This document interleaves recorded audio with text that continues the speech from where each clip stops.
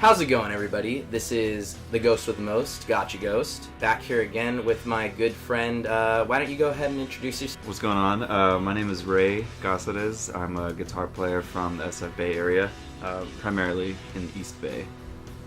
Okay, and what, I usually have people, you can actually put out all your social media and all that stuff and whatever projects you're working on if you want to kind of promote that. Sweet. Okay, so I'd say probably the easiest way to get locked in with kind of what I had going on is on YouTube. So there's primarily, you can do 2 YouTube channels. You can do my personal YouTube channel, which a lot of my music is hosted through there. It's just youtube.com/Ray Casarez Music.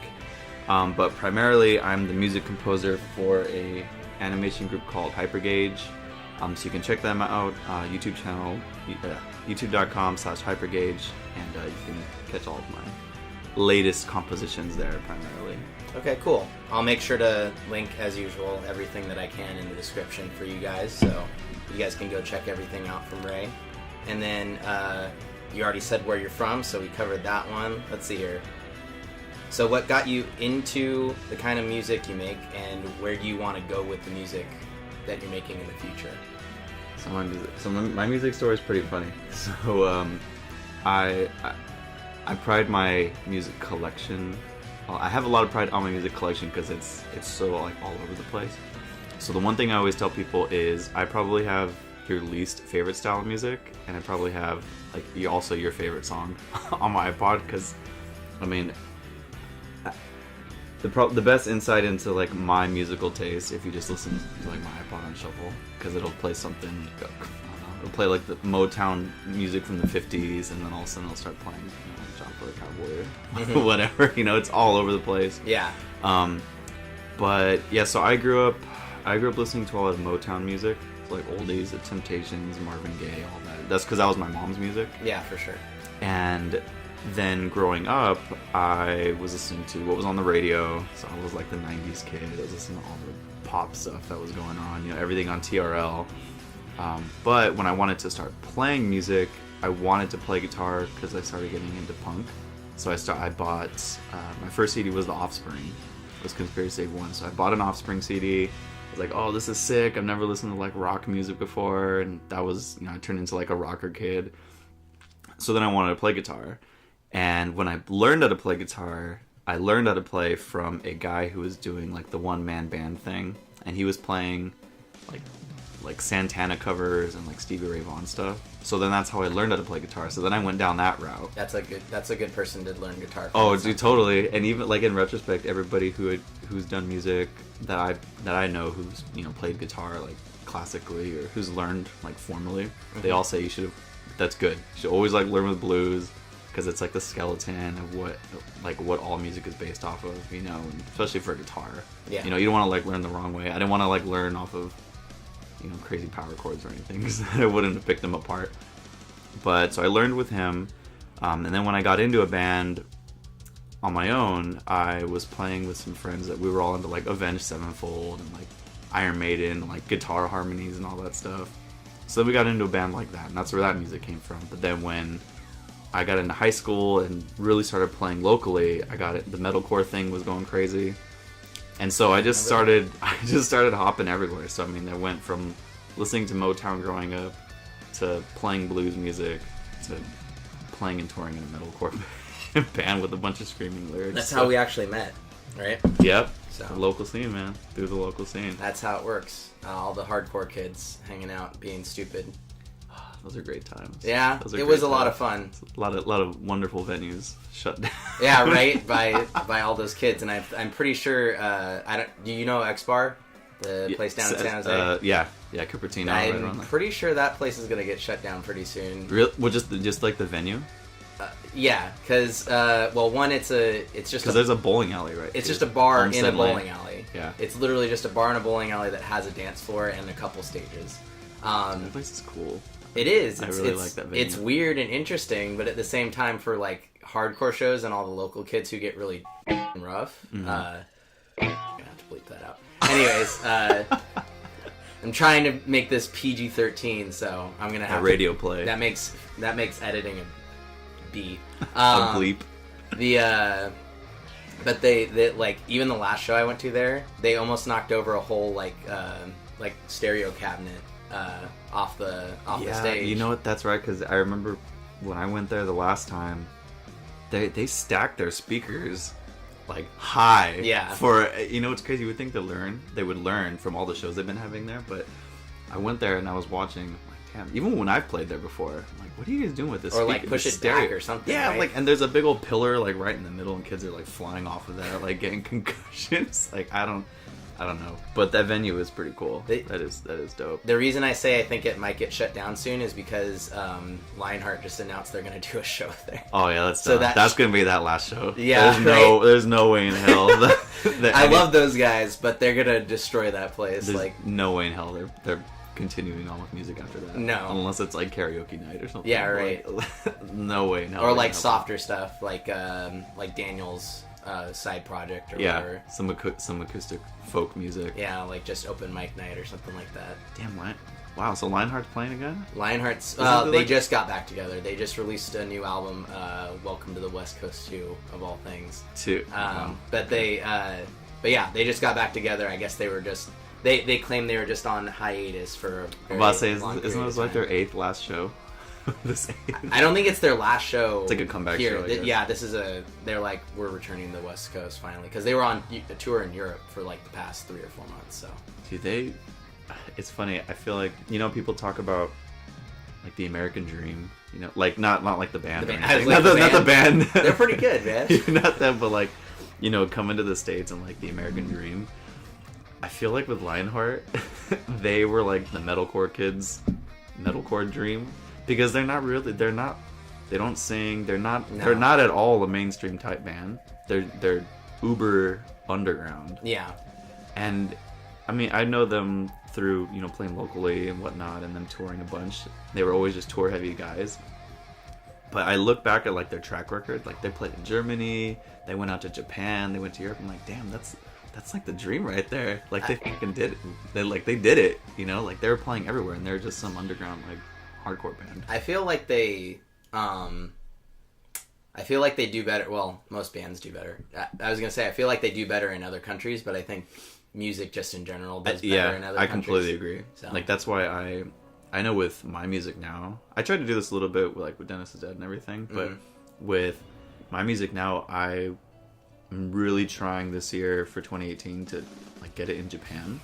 I don't know really what that entails. I think that's where I've been trying to connect with people who like formally studied like, I don't know, international marketing or like I don't know how that works, other than, you have a label and it's distributed through Japan, even so overseas are like, oh, we can get on iTunes in Japan, but I legitimately want to get, everybody who's scrolling Facebook and YouTube here the same way that they're doing it out in like Osaka. I want to get them to listen to like the 1 Minute Melee music and all that, because I think it would go over really well over there. I mean, some of my favorite bands are like from Japan. Yeah, same. I listen to a lot of Japanese music, actually. Dude, J-Rock is... Yeah. J-Rock's where it's at. I'm not into the pop area. I'm not into all the girl groups or anything like that. But they have like Maximum the Hormone and One OK Rock and Cold Rain, all those people. Do you know Galna Rias? I do not. What kind of... Because I know a little bit of the visual K people, and then I know a little bit of the metal people, and then Cold Rain and One OK Rock have come over here enough where I know them. Okay. Because they've been on Warped Tour, so. Galna Rias, I know. I don't know how I found out about them. I think their guitar player was like a YouTube guy. Okay. Not like he was a content creator, but he played guitar. Yeah, and you saw a bunch of solo videos with him. Like, who's this dude that's just like killing it? Like, he looked like a chick, almost like some small, like little thin, like guy with long hair. I'm like, who's a chick playing on YouTube? But yeah, right. I'm like, oh, dude, he's in a crazy metal band, and it's just like kind of power metal, okay, kind of things with the. I don't know, they have like a bunch of synth and keyboard. It's pretty cool. It's like super Japanese once you hear it. We'll have to trade some Japanese music. Oh, dude, I love the Japanese. There's even Japanese metalcore bands. Yeah, like what are they called? There's one, Crystal Lake. Yeah, right. Yeah, I found out about them because of that Limp Bizkit cover they did. Oh yeah, they did They did a cover of Rollin', and it's really good. It's crazy heavy too. I heard about them through through the other bands that I listen to, like Cold Rain. Cold Rain got me into a lot of different bands. I think I've heard of Cold. I'll have to send. You'll like them a lot. Okay. They're really good. They're like metalcore, but they fall way more in the metal area. Okay. But I found Crystal Lake through them, and then also Attila was just on tour in Japan with Crystal Lake, like co-headline. Oh, that makes, I can see that. That's a brutal show. Yeah, right? It sounds like a gnarly show. It's super weird. I can't see Japanese people being into Attila with how offensive Attila is. Like, well, I think that's the appeal of it. I guess that's not really the appeal, but I think that's the I guess like the language breakdown. Yeah, it's just like, it's like, well, I don't know what you're saying, so you can't really like can't when really they wear shirts that say like fuck on it or something. Yeah, they're just like they can't even read it. They just think they're like, oh, Americans say it must be I know, cool. right? There's probably a bunch of Japanese signs that they could say that. Yeah. Oh, you're a piece of shit. Yeah, right. And I wouldn't even not be like, oh, that looks cool. It's in Japanese. But it's, dude, the Japanese crowds are crazy. Like, I've seen it. I used to see YouTube videos of people going wild at like Japanese shows. Yeah. And like, you think our hardcore dancing's crazy? Like these Japanese kids that are like crazy, they're on a different flexible level, right? And like legitimately in martial arts, and they're like fucking doing Chun-Li style or like spinning bird kick. Yes, Street Fighter kicks like all over there. They're getting crazy. There was a Maximum the Hormone music video where they actually just recorded at a show, and I was seeing them, and I was like, the funny thing is, because at our shows people crowd kill and people actually get like hit and hurt and stuff like that. At their show, when people were hardcore dancing and stuff like that, I was like, they're so coordinated that like everybody has a turn. There's arms going underneath legs and stuff like that, but nobody's actually hitting anybody, and I'm like, how the hell do they do that? It's that Japanese culture, dude. Japan, like Asia, is such a different world. I think that's why like it appeals so much to me. Like I want to go and just experience all of that. And the biggest thing, like with touring, it's funny, like ironically enough, I don't really like to travel very much. But when we were touring and when I would do music, whenever we were somewhere new, that made it fun, because the only reason I was in like a new state or like a new city was for music. Then I was like, oh, I want to travel. Like I want to go to like Utah, or I want to go to Texas, because I'm there for music. Yeah. Like if somebody said, oh, let's go on vacation for, to like Pennsylvania, I'm like, I guess. Like, it doesn't have an appeal to me. Right. But if I'm there because I'm doing music, for some reason it makes traveling like cool. Like it makes it fun. It's just weird. So that's like, I would like to go to Japan and do something music oriented. It's funny you brought that up, because one of the questions I was going to ask was actually what did you think about touring and all that stuff? Like, oh man, what's your opinion on it, and is there any like suggestions you have for maybe younger bands who are just starting to? So touring, it's crazy. It's funny when I was starting to tour, or when we were starting to kind of get more serious about touring, I would go on like YouTube or all these other Metal Injection, whatever any site that would have like bands getting interviewed, and I would always look for like and I would save like quality interviews from like whatever band members or frontman or guitar players, whatever bands I could find that had quality interviews about this thing. Because when you're starting out, everybody would always say a couple things. There was always one or two answers that would float around. One of them was, you kind of have to gauge what the end goal is. Like, do you want to be like a real touring person? Do you want to like tour, like to try to make it, or like to have some kind of stability behind it? And then once you figure that out, if the question is yes, then you have to then be, it sounds so corny, but like you have to be all in or not. That's, looking back, I kind of wish I had that mentality, or like I kind of knew that beforehand, because the thing is, if you're touring, it's very taxing. Like it's very draining, not just like financially, but physically, mentally. Like it kind of breaks you down. It's like getting sent off to the military. Yeah. Like you just get uprooted, and it's cool because you're doing it because of something you really love. Like, oh well, I'm leaving home and I'm missing everybody, but it's to do music. It's cool. But then like the show is only 30 minutes, and then the rest of the 23 and a half something hours, you're stuck somewhere. Like you're not really making that much money, or you're not showering or whatnot. I mean, it's kind of like urban camping. It's like roughing it. It's not really the most like ideal. Go ahead. Still good. You're still fine. Yeah, it's not like the most ideal situation day in and day out, but I definitely think it takes a lot more. It takes a lot more of you than you think it's gonna take. Mm-hmm. You know, so I just think you just kind of have to identify yourself. Like, Yep. do you want to really do this? Do you want to like grind through it with other people, and then after that, you just gotta go for it. You know, because you're gonna miss 100% of the chances you don't take. Right. You know, and I'm not saying that if that isn't your end game, that to just not do music at all, but just you're also doing music with other people, and that's a little bit about like what happened with us early on. When I was playing with the guys, I was the one who was like, no man, every single minute, every single like ounce, everything that we have, it has to be about this, because it's the only way it's gonna work. Yeah.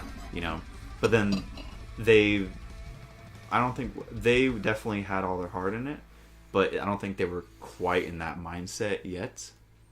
And then, ironically enough, recently, now that I stepped down, I was the one who was kind of, I don't know, like, it's a little more... It switched. Yeah, it totally switched, which is cool, but it's, you know, it just goes to show you that people can be on so many different wavelengths at different times, because, I mean, life is life. Yeah, right. People have experiences at different times for whatever reason, and it kind of strikes them different ways. So I don't know, I guess that was a really long answer, but I guess that's cool. I guess the one of the things I would say is just kind of ask yourself what you kind of want out of it. You know, if you want to do music as a hobby, that's dope. That's super sick. I mean, you can just, you know, play whatever, but then if you really want to end up trying to tour all the time, just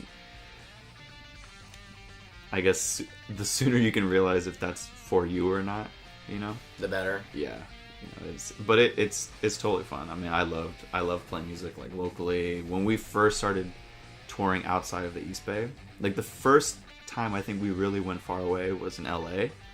We played. It was actually a pretty crazy show. We played with Chimera. Oh. Yeah, we was like, how the hell did we get this? You know, and we played at the Key Club in Hollywood. Nice. And it was this big old venue. We're like, dude, this is sick. I was like, I know who Chimera is. I listened to Chimera, you know? Yeah. They're a different scene, but they were like a legitimate mainstream metal band. And it was them and what's that other Christian metalcore band out right now? For Today? Not For Today. They're very metal. Impending Doom? Yes. Okay. It was Impending Doom. Impending Doom and Chimera. Okay. And that was like the show we were on at the Key Club in LA. I'm like, whoa, this is nice. sick, you know? And so that was the first time, that was the first trip we had after we bought like a brand new van. We were like, damn, this is really what it's like to drive 6 hours and then play a show. So that was like our first taste of like real touring. And then we just went on from there, and it kind of snowballed. And then we had the time of our lives for a little while. But yeah, touring's sweet. Because I remember like, because I know you guys were playing some decent shows, even though it was like opening, which kind of sucks because, you know, people are still like just getting into the venue or whatever. But I remember that one time at the Oakland Metro where you guys opened for Acacia Strain and Oceano. Yeah. Though that was a pretty crazy. Sick show. That was wild. That was, man. So when we went, I think we went and sound checked, we backlined and all of that, and I think that was one of the shows that was like we identified the most with. Like that was really our crowd. Yeah, right. You know, like early on, like Chimera, like. Well, because plus it was like hometown a little bit because it was Oakland, right there in Oakland. Yeah. You know, so it was kind of like a little homecoming party for us. Yeah. You know, it was people we knew. It was the people that we knew were local, but wouldn't have had the chance to hear us before. You know, and they're gonna come out for Acacia Strain and Oceano. You know, that was a solid show. That was awesome. But yeah, you're right. It is funny because some of the bigger shows we were getting early on, you know, they were like little opening acts. Sometimes we played like right when doors open. Like you said, people are still coming in. It's not even when everybody's already in there and we start to play. The guys actually, they can, if they're hearing this, and they correct me if I'm wrong, but before I was in the band and Dennis is Dead's like early stages, they're big. I remember being with them at Pizza Patio when the promoter Pizza Patio, right? We were all chilling, and our friend who ran a venue in San Jose, he came and asked the guys like, "Hey, do you guys want to open up for Catherine? Do you remember Catherine? I do not. You don't remember Catherine? Okay, No. I think that was like that's probably the age gap, like the small years that I had Okay. when like that was Even Pizza Patio, to be honest, I'm like right at the end of Pizza like Patio, yeah, right. It's like so- a blur, Yeah. you know. But Catherine was. I'm trying to see if I can compare them to somebody now, but they were like the it band of high school. Okay. You know? And like right in just the very pit of when all the metalcore stuff was coming up. Like they were the local kids who if you were like in an alternative scene like clique in high school, you liked that. Yeah, band around and here. you know what's funny is that because they were big, but I don't even know really where they were from. Like I don't know where they were based out of. They were okay. just like a really popular like MySpace band coming up, like off of they were signed and all that, you know. MySpace band. God. Yeah, dude, I know throwing my age is showing. No, I was there. I just like hearing that. That's like to even have a MySpace now is like, what are you doing? I know, right? It's just full of ads. Like, Yeah. Oh man, it's I actually logged into my old MySpace Oh yeah. probably like 3 months ago. It's funny because I was trying to find. I used to have my MySpace page, and then I had a MySpace like music page of just like my solo stuff. And there was a song that I couldn't find off of like my computer, my hard drive. I'm like, man, I remember I posted that on MySpace one time. Maybe I should go find it. So I logged in, and I found it, and I'm like, dude, holy crap, this is like a whole another website. Is the layout still the same? I feel like they changed. So it, right? you have a choice now. You can go to old MySpace, Okay. or you can do like the quote new MySpace. But do they save all your like old changes? and Everything's the shit? same. Like I still had my same top 8 and all. Wow. Okay. Everything's the same. Like it's untouched. I'm gonna have to go back and look at that because I have me and Chris Ellard and I have we used to have a band and we have like 3 or 4 songs up there. They're really crappy and like, oh my god, it's gonna be cringy, but like I should go look those up. Dude, you should. It's a trip. It's to just go down memory lane a little bit and just check it all out. It's pretty wild. Yeah, for sure. But yeah, no, that was like the first thing for Dennis is Dead was what I believe was like their first big opening slot was when they opened up for Catherine. And then after that, I mean, we did a lot of stuff in San Jose, like with Pinup Productions. We started opening up for bands like Knights of the Abyss. We opened up in Soledad for Amir. Like that was. I remember when I found out we were getting the show with Amir, I was like, oh, like that's like a real big band that's doing it right now. you know? And then it would just snowball. You know, like just a couple opening acts here, opening acts there, and those shows are very valuable, I would say. So I know if kids are doing that right now, they get kind of offset by maybe they have to sell pre-sales or maybe they have to do this and that, but all of those shows, whether we sold pre-sales or not, they were very, very valuable moving forward, you know, because they put faces in front of you, they put ears in front of you, no matter what. I don't care if you're playing 10 minutes before the doors open. If you're playing and opening up for the Acacia Strain and Mirror, there's going to be people that probably normally wouldn't have gone to see. Yeah, right. They're very, very valuable shows, so don't let the pre-sale thing kind of offset you at all. Yeah, right. But no, those were good times for sure. The show. Let me see what else I got on a little list here.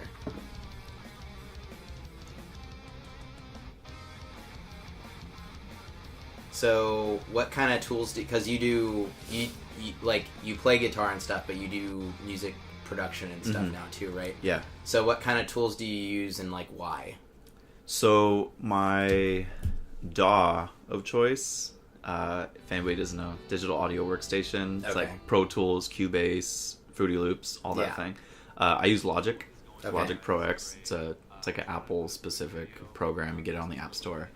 I was a Pro Tools guy for a little while.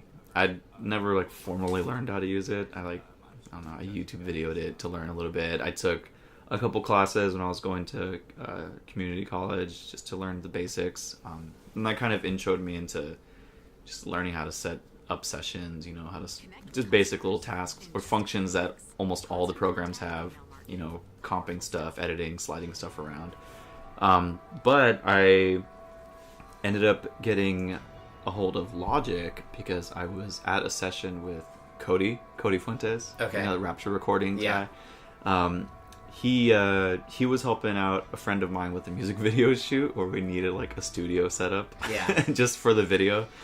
So we were over there and I had to pretend to be like the producer. So I sat in his chair and I was looking at his session. I'm like, damn, this is pretty, what is this? And he's like, oh, this is Logic. I'm like, oh, this is pretty cool. So I was asking him questions about it, and like long story short, he kind of sold me on the program. Mm-hmm. So I went and I downloaded like a crack version of it without begging for it, just to try it. And the thing is, coming off of, I mean, we do not. I know we don't support pirating. We don't pirate anything. Yeah, don't go to. You didn't hear that here. Don't go to piratebay.com/org. Yeah, right. Don't use uTorrent. None of that stuff. It's all bad. But I was actually just coming off of stepping down from playing with the guys and doing my solo thing and being by myself. Obviously, there's no band, there's no drums. I was trying to get into the realm of getting the ideas that I've always wanted to record, like on a live band. But you have to, it has to suit the band. You can't just have a crazy idea and all of a sudden say, oh hey, let's just play this. But now that I was kind of in charge of doing my own thing, I wanted to have whatever instruments in it, crazy noises, or just kind of get out of the box a little bit. Mm-hmm. And so the thing with Logic is that it's very user-friendly as far as things you can do in it with, synth samples or instruments. That was kind of my first time diving into like MIDI and all of that, just to kind of import new instruments and see how they sound, because I was my early days of, even when I would demo songs for the guys. So the way I would write a song and I say, hey, we should play this song, I had a little standalone recorder, like nothing on a computer, just a little 16-track recorder.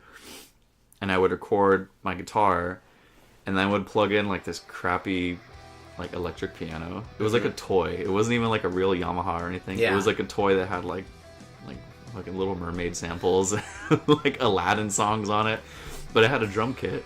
So I would just kind of like, tap drums along, and then I would re-record a snare, and then I re-record the kick, and then cymbals. And so that's how I would demo a song. So now I'm doing the same thing, but I'm doing it a little bit more legitimately with MIDI, and I can move stuff up and line it up and just make it all legit. And just Logic just had a bunch of tools that I thought were useful for me doing music on my own. Mm-hmm. Because I didn't have a full band. I didn't have anybody else that played trumpet or keys or anything. Yeah. So it just came with a lot of tools. Pro Tools to me was a little bit more of really good for like arranging and editing and mixing and mastering. But to me, Logic it was natural. Not for like production. Basically. Yeah, it's more like for recording other people and like messing with their stuff. Yeah, it's a very good engineering program. But if you're trying to produce your own music, it's not quite as... Yeah, exactly. I think from a compositional standpoint, Logic... I mean, and I didn't really dive into all the other ones like Cubase and Fruity Loops. I'm sure those are all awesome too, but Logic just right off the bat it just kind of had what I needed. Yeah. Being a solo guitar player at that point in time. And so, yeah, that's pretty much what I use. Logic Pro. Went and got the real version. Nice. Okay, so you pay for it now. Yeah, I went and paid. And as soon as I got a brand new computer, because I needed to get some more firepower. I can't just use my crappy little MacBook Pro anymore for a big old program like that. So once I got myself a new iMac, I went and just legitimately got Logic, started clean, started adding stuff into it, and I use that day in and day out. Nice. Yeah, it's really, really helpful for sure. For sure. I think my friend has, I don't remember what his program is called, but I think it's an offshoot of Fruity Loops. I'm not entirely sure, but yeah, they all kind of have like a light version. Like for example, like Logic. If people aren't familiar with what Logic Pro is, it's essentially GarageBand. Okay. And it looks the same. It's exactly the same, except like GarageBand is like the free version. It's like the little sister version, I guess. Gotcha. Okay. It doesn't really do everything else, and it's the same thing like with iMovie. I used to use iMovie to record stuff for YouTube, but then when I needed to start doing more, I had to upgrade to Final Cut. Okay. Final Cut is like the big version of iMovie. Yeah. So it's kind of the same thing, and I think every program kind of has like a light version of its like premium paid for version. So that's pretty much what Logic is. Yeah. Tight.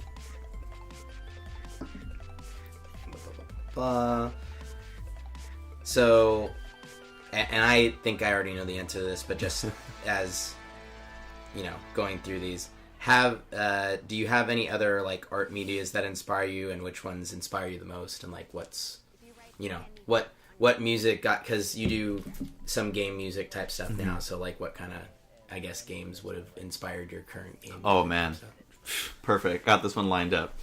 So I guess I'm trying to go in a chronological order. I loved all the Mega Man soundtracks. Mega Man had an amazing arsenal of music behind it. I don't know if it was the same composer this whole time, but Mega Man, and that's spawning from like Mega Man 2 all the way to Mega Man X2 all the way to Mega Man X7. I think once they started getting into the newer wave ones, the music, it kind of died off a little bit. But those original songs, those are awesome. Mega Man X has a really good soundtrack. Oh, totally. I mean, and it's funny because it was always, I don't know which really came first, when I started appreciating the Mega Man music, or appreciating the Mega Man music for like its melody, if that came like after I was really into guitar, or kind of if I always thought it was really cool and then it just kind of stayed with me into my guitar lifestyle. Okay. But either way, it's funny enough that I drew a lot of inspiration musically, and I still do, just from video game music. Yeah, right. Mega Man was one of them. Street Fighter had a lot of really cool songs. And Sonic had a ton of really good music. And funny enough is that Sonic... Which let's be specific about the Sonic. So Sonic, let's see. We're not talking about Sonic, like, Racers R or something. No, actually, Sonic R had good music. I don't know if people know what Sonic R was. Sonic R was for Sega Saturn, and it was the only Sonic game where they actually, like, ran. No, that's that's exactly what I'm talking about. You think that has good music? It had like guilty pleasure good music. Yeah, okay. Like the Supersonic Races. That whole thing. It was so corny, but it was good. But from Sonic like 2, even through like Sonic CD, when they started doing like live band stuff, those were all really good, like remixes and original songs. But I think probably what gave me the most inspiration was as soon as Sonic Adventure started, and they had Crush 40, like the band. I don't even know where they're from. I guess I know their guitar player is from Japan, and their singer was from the States. But Crush 40, once they came on board and started doing the music for Sonic Adventure, Sonic Adventure 2, that's where I think I kind of drew the most inspiration from them. They were so like tasty with all their melodies. They had really guitar-oriented songs. It was, I don't know, it kind of just spoke to me as far as that's the kind of music I wanted to make, For just sure. really melodic, and I don't know, it was just really good music. So I'd say, Mega Man, Sonic, Street Fighter, and Adventure 2 Battle, I think, was my first Sonic game, and I like... That was the best one. Every time, City Escape is everybody that I know will always start being like...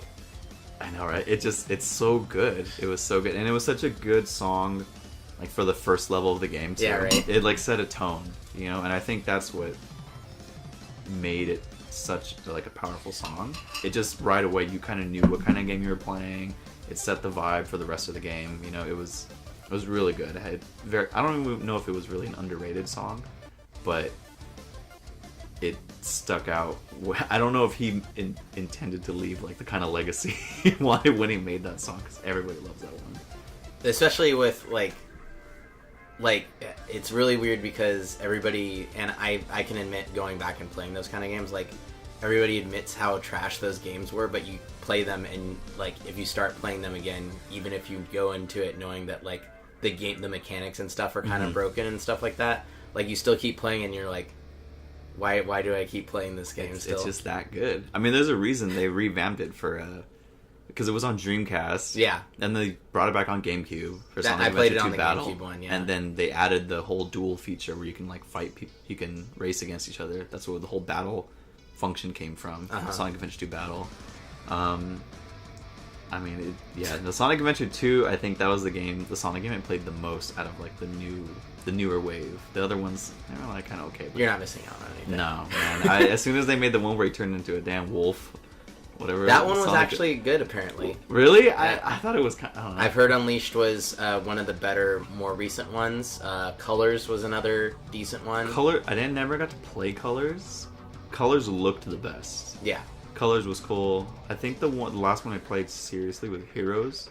Uh-huh. Because I was a big fan of... they really drew me in with when they brought in the Chaotix. Okay. Because I was a big Sonic Knuckles Chaotix fan. So when they brought them in, and you can like be them, I was like, okay, that's cool.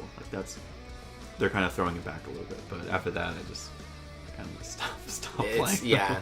The music was still good. The music was still good. Sonic 06, you're not missing out on anything. Trust me. Let's see here. Music recommendations. That'll be quick, but like, if you have any music recommendations for people. Oh man. Give me like a top 5 or 10. Like any genre, anything. Just whatever you like. Christ. Maybe what you're listening to currently, like that you've currently been. People, really I'm gonna. Oh my god, I'm gonna either lose a ton of people on this or gain a bunch of respect. But I am such a huge fan of Bruno Mars. Okay. I'm a huge Bruno Mars fan. It's funny. It's. I don't know. I think it's like, that's actually one of the artists I listen to probably the most right now. I mean, it makes sense if you were like into Motown stuff when you were a kid and stuff. Yeah. It's probably pretty nostalgic for you. Totally, and I think that's when he came out with his first CD, the Do-Ups and Hooligans. Mm-hmm. He kind of, it's funny, completely other end of the spectrum, but he kind of did what Bull for My Valentine did. Like, he rode one album for so long, but he was such like a household name. Yeah, right. And I remember that being something very specific when I got into Bull for My Valentine. I'm like, these guys have been around forever, and they keep touring and touring. I'm like, they literally had one CD, and they just rode that forever, and I listened to that forever. But Bruno Mars, yeah, you're right. He's very retro. Does a lot of the old kind of. You could definitely tell his influence, like Motown oldies. He was probably a huge Michael Jackson fan. Yeah. I also just recently saw Bruno Mars at the Oracle in Oakland. So that was a crazy show. Nice. Like, the one thing I like is that he's a super mainstream artist right now. Like uber pop, just in the limelight. But if you ever watch him or watch his show or any of his live performances, full band, it's not the typical like just backing track kind of garbage that a lot of the big artists do right now. Puts on a real good production, and it you're watching it, and you could tell all of the time that went into making this a really good show. So it's, I don't know, he has a lot of respect for me. For sure. Yeah, I'm not gonna you don't lose any. I'm right there with you. I listen to pretty much everything, and Kesha is one of my favorite people. So Kesha? Yeah, I love Kesha. Wow. I love Kesha. She's great. She hasn't been around for a while. Why she just came back a little bit with. Yeah, she just brought out a new album. So. Which is it's very different than her old stuff. I was gonna say, I know I know a lot of it focused around the whole fallout. I know there was a big thing that happened with the label, and she was getting manipulated by a bunch of crap, and just there was there's a much deeper story to it. Yeah, and that's why she's been gone so long, is because she was. I don't know if she's still on Sony or not, but part of the reason she wasn't coming back was because she was like, I don't want to work with Sony right and then now. she's under contract for probably so many more years. Exactly. So you're stuck. Yeah, dude, the mainstream music industry is pretty crazy. Yeah. It's but yeah, no, so I understand. I'm all about Kesha. Yeah, I wouldn't even consider Bruno Mars like a guilty pleasure. No. I'm like, okay, no, it's cool, I listen to Bruno Mars. I just think it throws certain people off. So for example, probably some of the folks that I've met during my day job who see me listening to radio music all the time, if I hang out with them after work and I drive them to a bar and they're listening to stuff in my car, they're like, what the fuck are you listening to? And it's August Burns Red, or it's something crazy heavy. Yeah, right. And they're like, what the hell, you're into this? And I'm like, yeah, this is me. And then it's funny is that the people that I know from shows and music, who know me for all that heavy music, they're in the car and I'm listening to Ariana Grande or something, and I'm like, what the fuck is this? Yeah, right. So it's a crossover of both worlds for sure. So I'm all over the place. I could listen to Bruno Mars straight for 5 days, and then for the next 3 days I'm working out and all I do is listen to For the Fallen Dreams or something. Yeah. I'm all over the place. I totally get that. I'm right there with you. I listen to Post Malone, and then sometimes I'll be on like most of the time, obviously I'll be listening to more like heavy stuff. Like the vast majority of on my Spotify, like the regular song playlist or saved one, it's a lot of screaming vocals and stuff like that. But like Arctic Monkeys, Post Malone, it's like flying all Kesha, over the map. like it'll go around. You'll get some like old stuff in there. You'll get like Sinatra and I got a lot of Sinatra. Yeah, right. Yeah, so Sinatra's I'm good. right there with you. I'll listen to pretty much everything except for country, and even sometimes like the whole new Kesha album is way more country than pop, Really? So I might have to check that out. I've only heard weird. I've only heard the singles, like the Praying song, and I think like one other one that's like her singles right now. Bastards is I think my favorite song off that album, possibly. Okay, I might have to check that out, but no, I like I said, I completely agree. I mean, the way I see it is, I don't really, you don't really need to like limit yourself on music. Right. I mean, because like you said, sometimes you're listening to something while you're working out at the gym. Sometimes you're studying. Maybe you have different music to listen to here. I mean, you just have more options if you are open to so many different things, and it just works. I think it's like because a lot of people would be like. The way I see it is one of my the people I watch on YouTube a lot. His name's Oni NG. I'm sure you've seen his stuff. He does music as well. Like he produces songs and stuff like that. All his animation music. I think he did it. He talked about it and he's like, a lot of people will be like, what music is better than other music? He's like, it doesn't really matter. It's just what people. It's just sounds going in your ears. So it's like whatever you like to listen to, and someone can be like.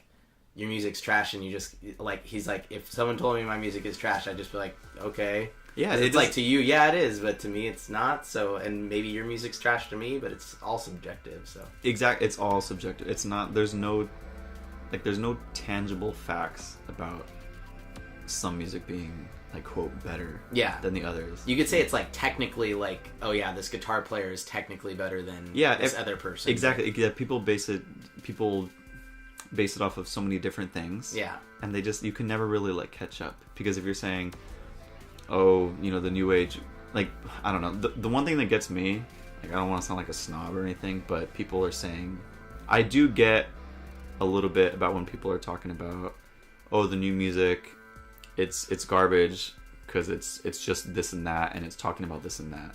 It's like, well, only so many people can like reinvent the wheel. And, like, there's only so many new things that people can talk about. Yeah. Ultimately, you can like somebody more for their lyrics, but I don't think you can really say, well, because he's talking about this, it's trash. I'm like, well, really, you're listening to music. Yeah. It's not like you're not going to listen. If you had a choice to listen to a song with just the lyrics and the music muted, or the music with the lyrics muted, like, you're ultimately going to listen to the music. Yeah.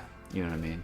So that's why I don't really feel bad telling people some of the stuff I listen to, because I listen to what I feel like what is considered a lot of just like trash music. I mean, I listen to like all the stupidest mumble rap you could probably same. Right now, but then I listen to really techie stuff, and then like you said, I listen to a lot of Sinatra, and nobody's gonna say Sinatra's trash. Yeah, right. Except for maybe the new kids right now. But no, I completely agree. It's all subjective. It's all music it's a universal language. Yeah, right. It is what it is. That's why you can go to any country and even I was gonna speak say their language. Exactly. That's why you can go to Japan and tell them that they're all a bunch of idiots. Yeah, right. In English, and they're like, "Fuck yeah, let's do it. Let's rage." Yeah, totally, man. For sure. Totally agree. Let me see what's next. Ooh, good one. What do you think of current music culture? The reason I bring this up is for something that'll come up later, but basically because I feel like a lot of band music and stuff like that is kind of dying out, and it's like unless you're an EDM person or a big hip hop artist, it's very hard to make a living out of being a musical person. Not that it's not hard; it wasn't already hard. Like it's always been hard to be an entertainer in general. But I'm saying for the genre of music of like bands and like music where you actually play instruments and stuff like that, it seems like that's kind of dying out. That's a really good question. It's crazy because if you think about back, I don't know, the 90s, like when you know, when Metallica had the whole Napster thing going on, and they were getting on everybody about, you know, I mean, at that point, Metallica were like multi-millionaires. Right? Yeah. But if you think about it, it's crazy because you go back to a time where the only way that you could listen to music and have access to a certain song was that you had to go and buy it. You know, there was no like file peer-to-peer, whatever, like sharing, you know, the Kazaa Lite before all that crap came out, right. LimeWire. And so what's wild is that now it's still like that, and it's legitimate. You know, like you can go to Spotify, Pandora, and you can, I mean, even if you're paying like $2 a month, I mean, if you think about it, there's several 100,000 artists that are on Spotify and Pandora. So really, you know, again, like 2 cents a play. So it is crazy because it's changed so much. And so, like the artists, if you're talking about really big time artists like Pitbull or Rihanna or like any of the most super in the limelight right now artists, the ones that are on top of everything, you know, Drake and all them, it's just because there's so much revenue coming in that they can't help but get rich. Yeah, you know. But it does really change it for, I mean, we were seeing that when we were touring. It's not a very lucrative path to be in music. I mean, just like you said, to be an artist in general. I think it's just weird because if you look back on 10 or 20 years before you guys, like, rock stars was the big thing. Rock stars were the people making the money. You had people like, even like Bret Michaels and Poison, like, they're not in my opinion, they're not a good band, you know what I mean? But even them, they were making like a ton of money, and they were playing big sold out shows and stuff like that, and it's like, but now bands and stuff like that don't do that. It's singular people, and it's Post Malone, for example, just because I know him off the top of my head. I mean, he's very talented playing music and stuff like that. He was gonna be he was doing like death metal stuff before he was doing hip hop. Really? Yeah. One of my I did not know that. Don't quote me on this. Like, I don't know how legitimate it is, but one of my friends actually said he was gonna try out for Crown the Empire before he As a vocalist? I think a guitarist. Really? He plays really good guitar. But he's way more influenced by country stuff, which you can hear in his music a little bit. Wow, Wow, that's crazy. I did not know that. But it's the reason I bring that up is because it's like, just look at Crown the Empire. I mean, don't get me wrong, they have some level of success and popularity, but compared to Post Malone, who just one song like White Iverson, like, and then he was up there. He was with he can go on Coachella, he can go on like any big, he can headline any big like show, you know what I mean? I mean, if you take back where, like you were mentioning the whole Poison thing. Yeah. If you think about what was, I think it's just the concept of trends and like what is popular. Because if you think about it, Poison was a mainstream act. Yeah. They were on TV, they were on MTV or whatever was going on back then. But if you look at, I mean, there's not really a real MTV anymore. But the stuff that is YouTube on the radio, YouTube Red. Yeah. But like all the outlets that are mainstream now, it's a very specific genre of music. But that specific genre of music that was everywhere 10, 12, 15 years ago was way different, you know? Well, I guess 10, 12, 15 years ago it was like the hi-fi movement and like crunk music and all that. But then before that, like you said, there were rock stars, you know, like Metallica and Poison and even like Iron Maiden. Even when you get into like Blink-182 and then like Good Charlotte came along, that was the mainstream, and that's what everybody was into. So I think as the mainstream is getting further and further away from quote like band music, rock music, heavy like edgy music, it makes it that much harder, and the ceiling of success gets lower and lower for all of those acts. So it's crazy if you think about it. The only way you hear about new like metal music is through local shows, live shows. You know, you don't really see it on the radio or see it on TV. You don't hear it on the radio.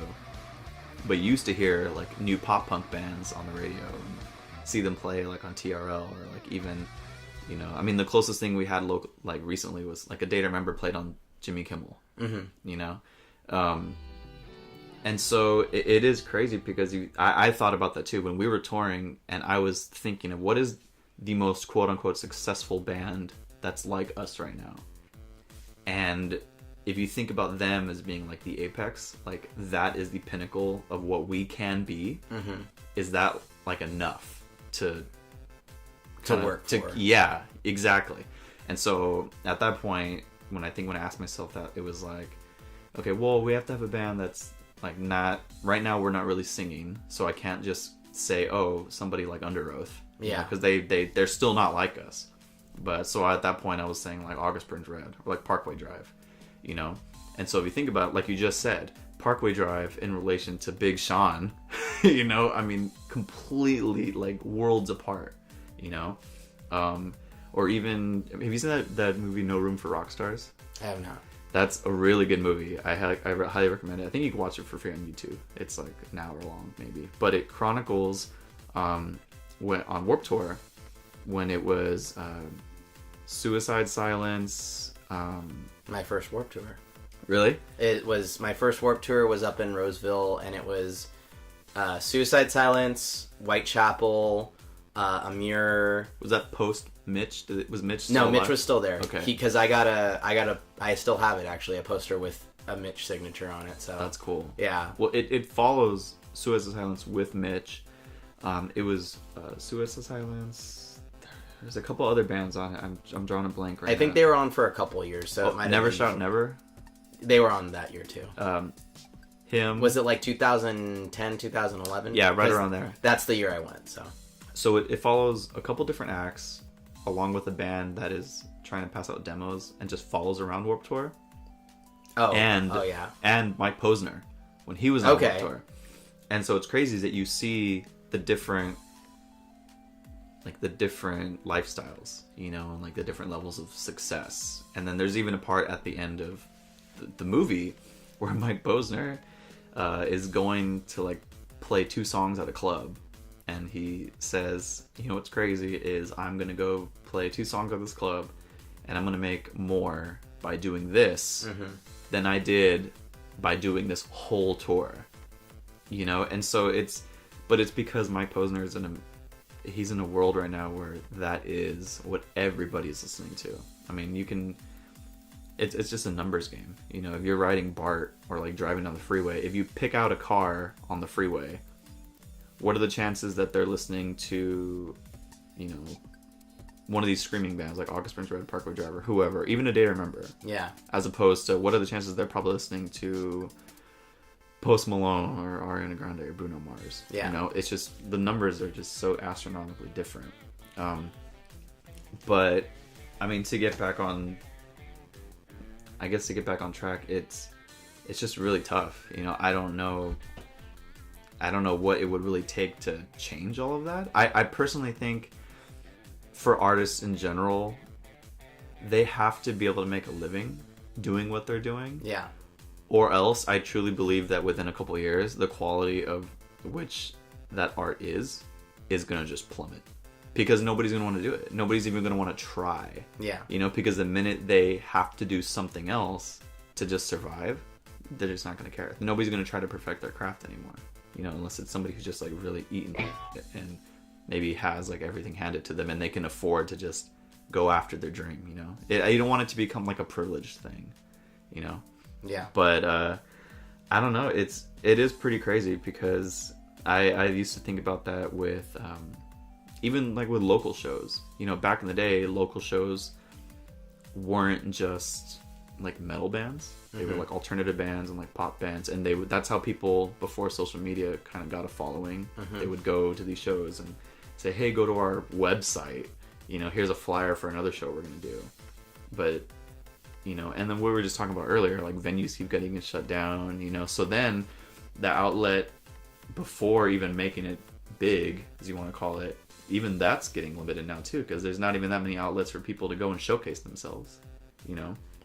It's just crazy. It's wild to think about, you know, if you're not just an internet sensation and then you just crack through the ceiling and, you know, everybody knows who you are from like one song. I mean, look at Cardi B. Nobody even knew what the hell Cardi B was, and she has like one song, and now she's like all over the place, and she's making millions of dollars. Yeah. You know, it just blows my mind somehow. And but that also, like, I want to know like where all that is coming from, you know, because it's not like Cardi B is selling. Maybe she is selling like a million singles, but she also has like 25 other people that have to get paid before her, because everybody writes her stuff, and there's a publicist, and there's a label, and there's an agent, and there's, you know, whatever. It's not all through like Spotify, you know. So I think like with local bands, I think that's why so many of them are forced to just always be touring, because that's really the only way that they can guaranteed like make money, by selling stuff physically in front of people, by getting guarantees, right? Yeah, merch, getting guarantees at the door, because everything else, there's not really an outlet for it anymore, you know. You only make like one album a year, and that's not like digital sales are really going to go that far. It's changing so much, dude. It's crazy. It's really weird that like you bring up that like the Cardi B thing with like how she has there's people that have to get paid before her. I'm like, I'm seriously like, I don't know how the music industry as a whole, even big musicians, make a lot of money other than touring, because I don't see, like, to be honest, I don't see too many people wearing like Bruno Mars shirts or like Ariana Grande shirts or anything like that. So they're obviously, at least in my opinion, they're not making it off merch. I'm sure they're making it off advertisements, because they do a lot of ad stuff. But the as far as music goes, like selling music, I remember I was listening to some rap song the other day, and the guy was talking about how he went like triple plat or something like that, and it like flexing on people, obviously. But I was like, how the hell does anyone go triple plat nowadays? Yeah. When nobody buys music. I know. I mean, and then you started thinking like, man, is this just trying to, like you said, like trying to flex on somebody? Yeah, I was like, is he real? Like, because I'm like, nobody buys music. Who bought your CD? How did 3 million people buy your CD when all they have to do is go on Spotify and they can listen to it for like... I don't know, man. It's wild. I mean, I do know when I did step down from playing in a band, I started to try to figure some of this stuff out. And I mean, I know a big chunk of a lot of the revenue that comes in with artists is public performance royalties. So that's stuff like, I don't know if you know what like ASCAP is. Like ASCAP and BMI, those are like the two big ones right now. Those are performance royalties, like organizations, PROs. And they're pretty much in charge of like monitoring radio play. Okay. And so if you think about every radio station, every public venue, like a baseball stadium, and you know, anywhere they hold concerts, anywhere they play music publicly, most of those big legitimate ones are monitored through ASCAP and BMI, and any songs that are registered with those, they have to pay something once that goes down. And so that ended up making a little bit more sense to me, because if you think about all the stuff is on the radio 24/7, and if you think about hundreds of thousands of times this song gets played like worldwide, then that's some cash. And so that's really where all that money comes in from. And then touring, I mean, Jay-Z's gonna go and play the Oracle, and he's probably gonna get, after everybody else gets paid, he'll probably walk out of there with like, I don't know, $60,000 a night. Yeah, you know, just because of what it costs to go there. And so then, you know, going back to what we were talking about before, nothing that's not the newest hip-hop, newest country, newest pop is on the radio. So there goes that outlet, you know, to try to get money. So it just makes it even harder, you know. It just like keeps suppressing you even more and more and more and more. And so it's just wild to wrap your head around, you know. So because even that's changed, like, you know, public performance royalties were a thing back in the day, but you also had, you know, going out to Best Buy and Target and like buying a CD. Yeah. And then iTunes came in, and like that was another avenue that people did it. But now, like you said, people like, how are you selling 3 million CDs? Like right now, going gold is like huge. Yeah. Because nobody buys stuff anymore. You know, before it was a little bit more of a statement when you went platinum. Even a single, like I can't see like anyone claiming that they went even gold, like you said, on a even just a single. I'd be like, no way. Yeah, it's